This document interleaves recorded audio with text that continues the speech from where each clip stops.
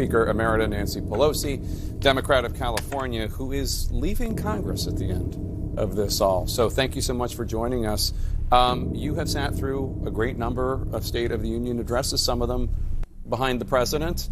What was your reaction to what you heard this evening? Well, first let me say that I think that Governor Spanberger did a remarkable job just insisting on the truth, which is what we have to do when we're dealing with this president.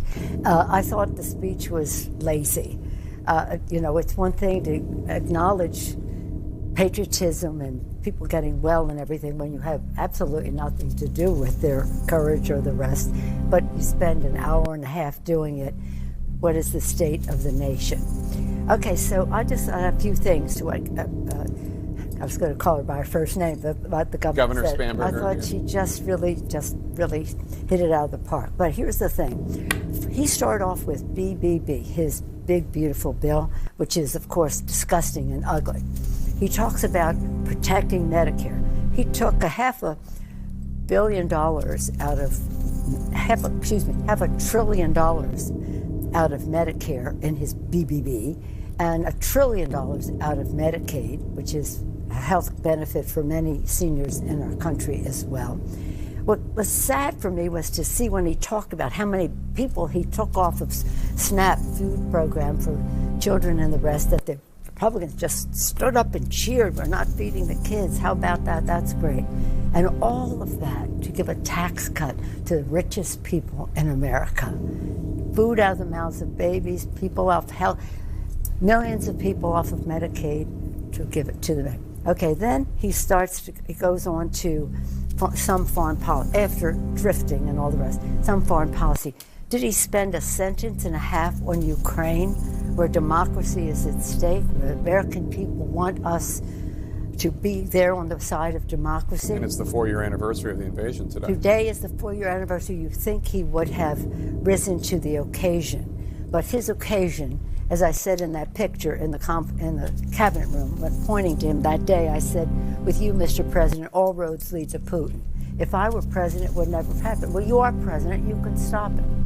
Madam Speaker, so much of, obviously, number one thing that people take away from watching the State of the Union is the president. But people are also watching for the reaction of the opposition party. And your leadership warned the caucus not to have any outbursts, not to take the bait. There was a moment where a couple of members did not, more than one moment, but I wanted to play one of them for you when a couple did not heed that. Just watch. And enact serious penalties for public officials who block the removal of criminal aliens. In many cases, drug lords, murderers all over our country, they're blocking the removal of these people out of our country, and you should be ashamed of yourself. That was hardly noticeable in the room. It may have been more noticeable on TV. Hardly noticeable. And then also when he started talking about corruption, the members were saying, what about you? What about you? What about you? That was another, more of an outburst than that, actually. I don't think that there was that much, shall we say, departure from what the leader had guided us to do. Don't come if you don't want to come, but if you come, we don't want to give him a moment. And I don't think they gave him a moment. There was one moment, Madam Speaker, where he called you out specifically around, of course, congressional stock trading. What do you say back to him? I say back to him, as that's what members said, look at your own self. The inference he wants to draw is there was something wrong with that, which there wasn't. And if there was, people get prosecuted for it. For a long time now, we've been trying to pass this law. It doesn't have, now it has more support than it had before. And Elizabeth Warren stood up and applauded. Elizabeth Warren stood and applauded tonight when the president talked about it. Well, we all did. I did too. He said, did Nancy stand up? Yeah, I did too. A lot of people stood up. A lot of Democrats stood up.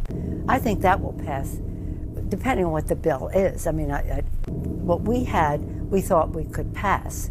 It was actually a tougher bill than Governor Spanberger had put forth. We thought it could pass, but it was clear that it wasn't going to make it to the House and the Senate. But in any event, he gives his shout out.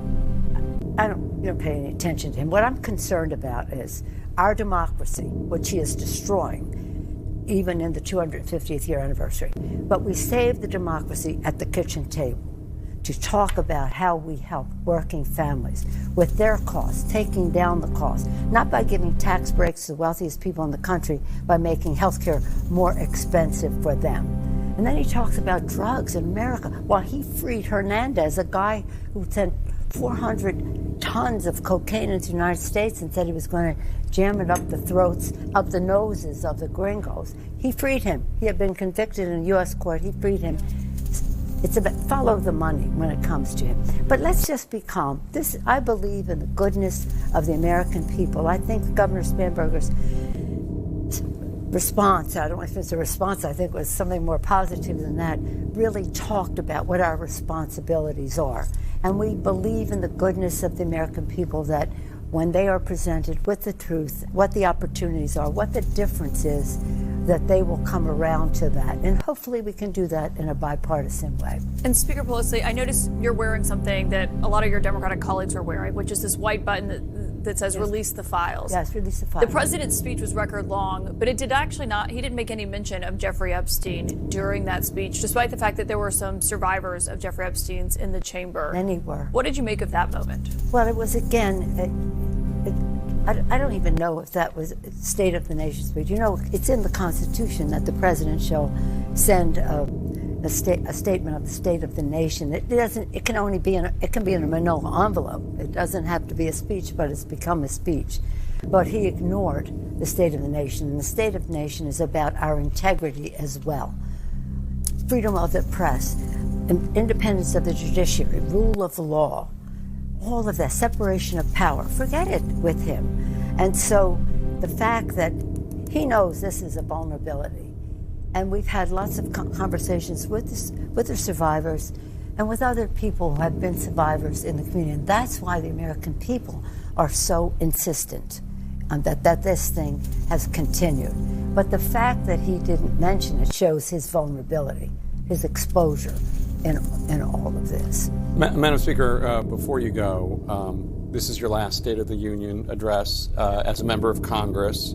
I have covered a number of ones that you were the speaker for, and I wanted to show you a couple moments that stick in our minds from your being House Speaker during a State of the Union address. Take a look.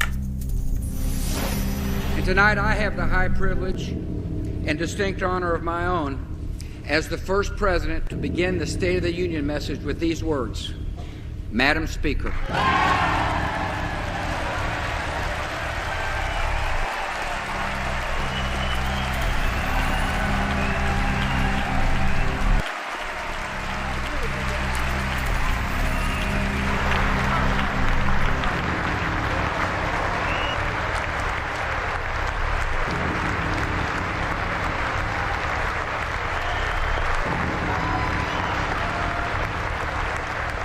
So those moments, I mean, that when I think about you presiding as Speaker, those are actually the two moments. That moment of real grace from President Bush, and that, shall we say, tense moment between you and President Trump. And I do think it also shows the degradation of